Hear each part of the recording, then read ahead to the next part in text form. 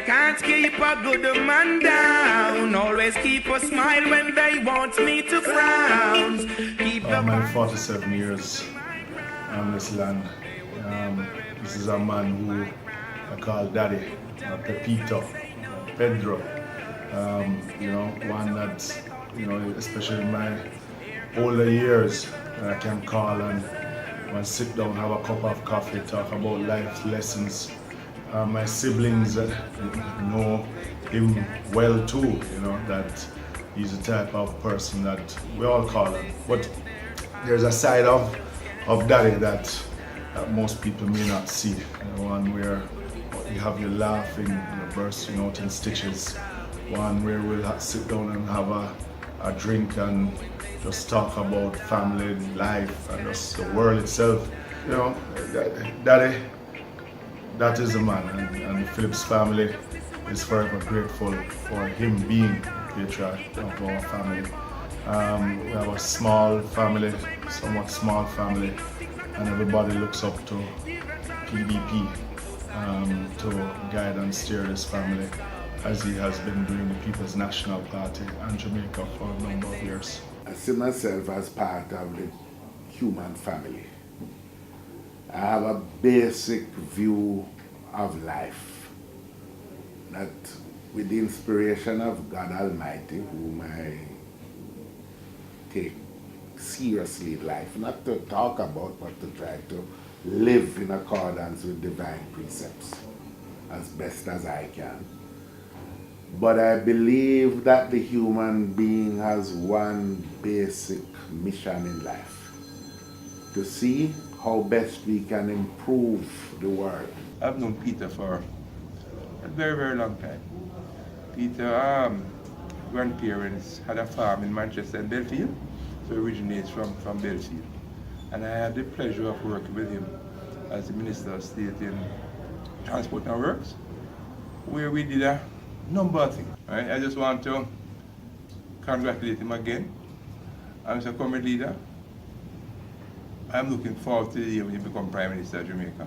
I value family, I value honesty, friendship, integrity, and really just try to experience the great beauty and possibility that life offers to improve the lot of my fellow man and woman, and to treat every human being with respect, and to achieve a better world while we are here, and to pass it on to the generations coming. Day starts usually for me with a period of quiet meditation and reflection. And then I try to get out and do that, take care of the body and the spirit, and then the spirit and the mind. And then I try to go deal with the body, whether by going to the gym or going out and walking a little bit. And then you start, and you usually kind of start working the phones, doing the first part of what you need to do. In whatever is the issue of the day, and talking to who you need to talk to do that. And then on to the tasks of the day at the office, whether OLO or at PNP headquarters, doing the things that needs to be done. I try also in the course of the day to tune into what is going on in the world, the wider world, by reading newspapers locally and overseas. And then I try to also, if it's even a half hour to read. Spend some time with family and friends.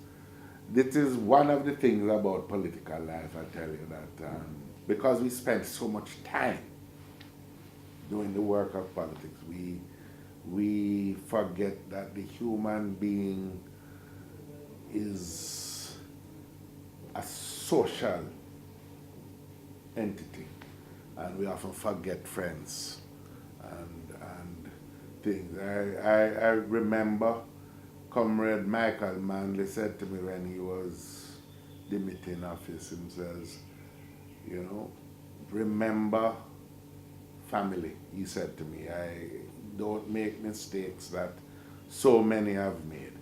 Because he says, when the curtain comes down on public life, the only people who will be waiting at the stage door are your family and your friends. Peter and I went to the University of West Indies at the same time, between 1966 to 69. And I got to know him then. Those were the days, if you recall, Walter Rodney was also a lecturer at UW. And Walter encouraged us to read, get to know your African history, conscious black people, etc. So he cemented in a lot of students the acknowledgement of themselves as Africans. Yeah? That was the genesis of it. And then at that time, quite a number of university students, including Peter, became members of the Twelve Tribes of Israel. And Peter and I maintained a relationship as members of the 12 Tribes of Israel. There are solid impressions on public service that we cannot help but see. A quality of life we enjoy, but seldom stop to wonder how it came to be. A security initiative that granted drug smugglers no pity.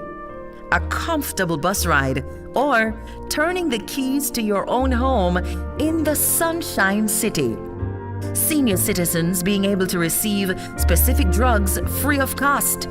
A teacher receiving what was owed to her who, after hearing not 1 red cent more, thought all was lost. The ease of traveling on the boulevard because of the upgrade to 6 lanes.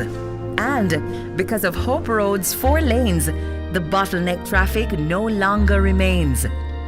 Getting to Mandeville is now a breeze.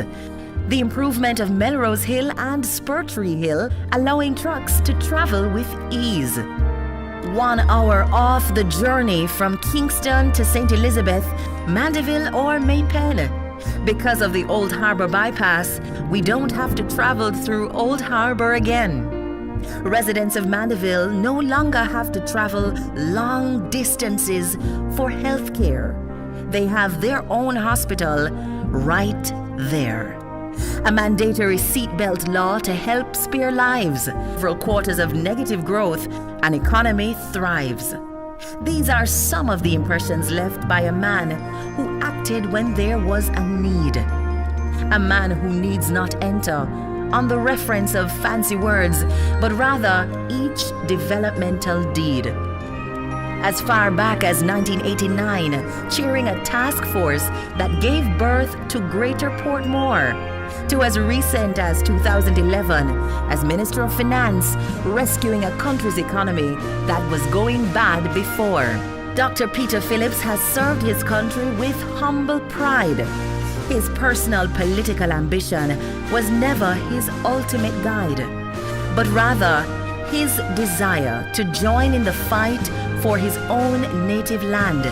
His dedication to the country is his solid brand. We see his hand in the greatness Jamaica has come to be. Jamaica, he has been loyal and faithful, true to thee.